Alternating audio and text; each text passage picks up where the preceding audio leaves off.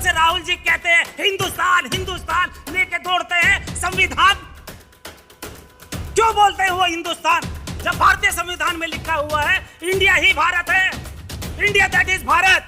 क्यों बात करते हो आप? कहते थे खटाखट पैसा आएगा, आज तुम विपक्ष में बैठने वाले मजबूत हो गए। क्यों नहीं? हर एक परिवार के, हर एक उसके झोली में, हर महिला के घर में 8,500 रुपए पहुंचते हैं। क्यों नहीं ले सकते? जब आप उनके सामने बैठे हो तो लड़ भिड़ करके अपना हक अधिकार की बात कर सकते हो। लेकिन ये आजादी झूठी है, देश की जनता भूखी है, हम लोगों को गुमराह किया जाए। क्रांतिकारी भूमि मेरठ से राजुद्दीन गादरे, हमारे महापुरुषों की फोटो लगी हैं ऊपर। हम लोग किस मुद्दे पर यहाँ उपस्थित हैं?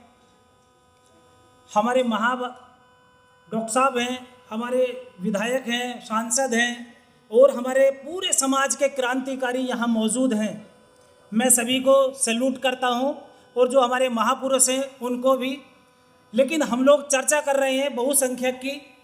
जो बहुसंख्यक समाज है वो इस भारत का, इस इंडिया का मूल है, मूल निवासी है। लेकिन हम लोग करते हैं ब्याज की बात जो ऊपर की है। आज हमारे ऊपर जो राज कर रहा है वो केवल 10% के लोग हैं और 90% के लोग आज भी हम गुलामी की बात करते हैं, नौकरी की बात करते हैं, उनमें आरक्षण की बात करते हैं। क्यों करते हैं? हम लोग यहाँ के हिस्सेदारी हैं। हम लोगों को हिस्सेदारी चाहिए या नहीं चाहिए? तो हम लोग हिस्सेदारी की बात नहीं करते हैं और हम लोगों को हक अधिकार कब मिलेंगे? जब हम उनसे मांगेंगे। हक अधिकार कब मिलता है? छीनने से ना। तो हम लोग छीनने वाले बनेंगे या नहीं बनेंगे, या मांगते ही रहेंगे, या ऐसी सेमिनार रोज डेली हम लोग करते रहेंगे और एक दूसरे का मुंह देखेंगे कि हमारे देश में, हमारे बराबर में कौन क्रांतिकारी होगा, कौन भगत सिंह होगा, कौन अशफाक उल्लाह खान होगा। लेकिन हम लोगों को भूत पिलाया जाता है कि हमारे देश को खतरा है मुसलमानों से। आज मुस्लिम समाज को 3rd क्लास का सिटीजन बना दिया गया। मुस्लिम कहीं अलग से आया? जो यहां पर राज कर रहा है उनके आने का इतिहास है, जाने का नहीं है। मुगलों का आने का भी इतिहास है, जाने का भी इतिहास है।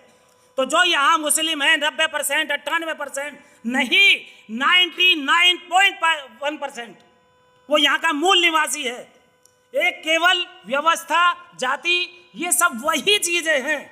केवल एक विचारधारा ही तो इधर से उधर हुई। तो दुश्मन आपका कौन है ये हम लोगों को समझना होगा। आज हमारे बीच में हमारे बच्चों को, मैं अभी मेरठ से आ रहा था, छोटे छोटे बच्चे नशे में, भांग में चूर। क्या हम लोगों को यही चाहिए? क्या हम लोगों के, हमारा समाज, क्या इससे हिस्सेदारी मिलेगी? हम लोग शिक्षित नहीं होंगे, हमारा समाज जागरूक नहीं होगा, हम लोग केवल नशेड़ी बना दिए जाएंगे। हमारा देश, हमारा समाज, हमारे महापुरुष क्या सोचेंगे, क्या करेंगे? जो आज हमारे क्रांतिकारी साथी यहाँ बैठे हैं। संघर्षों से लाल पैदा होते हैं और समझौते से धलाल पैदा होते हैं। तो हमें समझौता करना है या संघर्ष करना है? ये टीम हमारी संघर्ष करने वाली टीम है। लेकिन हम लोग हमारे ये बीच में उन्हीं की बात कर देते हैं एक छोटे से लालच में कि हमारी कुर्सी ना चली जाए। हमारे माननीय राजेंद्र गौतम जी हैं, इनसे सीखिए। 1 मिनट से पहले मंत्री पद का इस्तीफा दे दिया। डॉक्टर बाबा भीम अम्बेडकर साहब, जिन्होंने अपनी कुर्बानी दे दी, अपनी बच्चों की, अपने आने वाली नस्लों की, मरे हुए को छोड़ गए कि गोलमेज सम्मेलन में जाना है, मुझे आने वाली नस्लों के लिए हिसाब चाहिए, हिस्सेदारी चाहिए। लेकिन हम लोग लालच देख रहे हैं कि हम लोगों का रात का गुजारा, दिन का गुजारा, हमारा सोने का आनंद कैसे मिलेगा, कैसे बचेगा।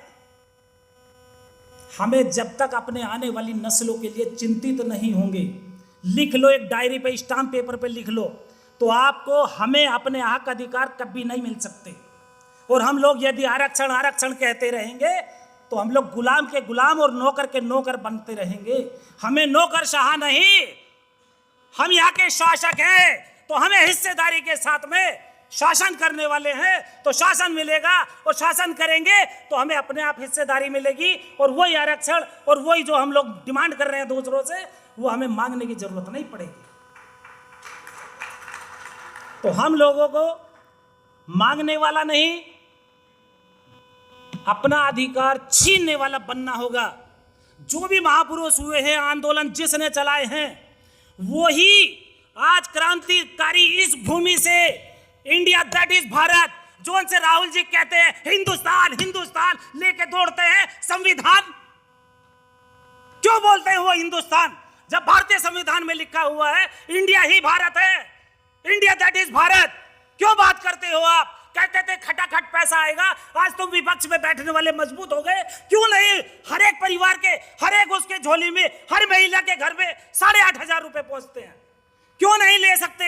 जब आप उनके सामने बैठे हो तो लड़ भिड़ करके अपना हक अधिकार की बात कर सकते हो। लेकिन ये आजादी झूठी है, देश की जनता भूखी है, हम लोगों को गुमराह किया जा रहा है। आज भी सत्ता परिवर्तन हुई है, आजादी नहीं हुई। आज भी हम गुलामी की ओर है 90%। हम लोगों को आजादी की लड़ाई लड़ने के लिए, अपने घर से खुद को हमें आजाद बनाने के लिए खुद भगत सिंह बनना होगा, अशफाक उल्ला खान बनना होगा। हमें पड़ोसी का घर नहीं देखना होगा, तब जाकर के कुछ संभव होगा।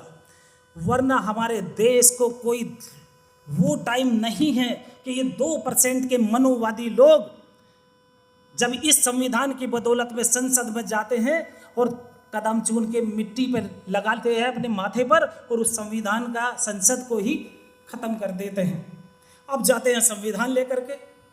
अब उस संविधान की जो बाबा साहब की प्रतिमाएं थी वही वहां से हटा दी गई। तो अब आपके लिए कौन लड़ाई लड़ेगा? 9 तारीख के लिए तैयार हो जाना होगा। सब लोग लड़ेंगे या नहीं लड़ेंगे?